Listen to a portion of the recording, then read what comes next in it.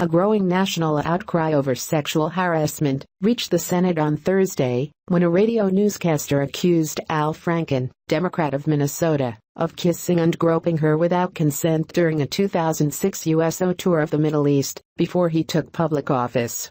Mr. Franken, who has been mentioned as a possible presidential candidate, almost immediately released an apology to the newscaster, Leeann Tweeden, who said that Mr. Franken forcibly kissed her during a rehearsal and groped her for a photo as she slept. The first thing I want to do is apologize to Leeann, to everyone else who was part of that tour, to everyone who has worked for me, to everyone I represent, and to everyone who counts on me to be an ally and supporter and champion of women, Mr. Franken wrote.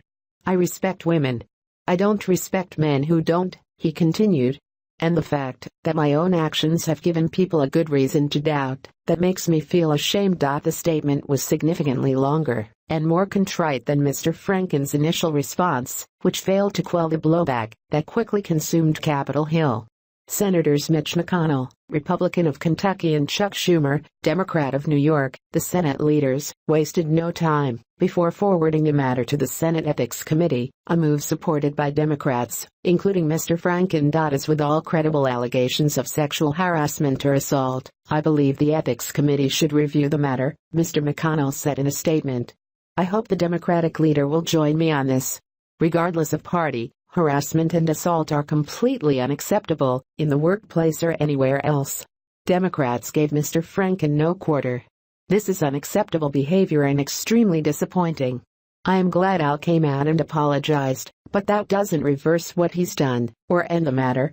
I support an ethics committee investigation into these accusations, and I hope this latest example of the deep problems on this front spurs continued action to address it, said Patty Murray of Washington, one of the most senior Democratic women in the Senate. Ms. Tweeden published a first-person account of the incident on KABC Radio in Los Angeles on Thursday. She wrote that it occurred in December 2006, not long before Christmas, when she was a performer for the tour alongside Mr. Franken, then a well-known comedian. She also presented evidence, including a photograph of Mr. Franken, his head turned toward the camera, with his hands placed over Ms. Tweeden's breasts as she slept. According to Ms. Tweeden's account, Mr. Franken wrote a body script that included a kiss for the two to perform on stage. When it came time to rehearse the skit, she wrote, Mr. Franken insisted on kissing despite her protestations. I immediately pushed him away with both of my hands against his chest, and told him, if he ever did that to me again I wouldn't be so nice about it the next time, Ms. Tweeden wrote. I walked away. All I could think about was getting to a bathroom as fast as possible to rinse the taste of him out of my mouth.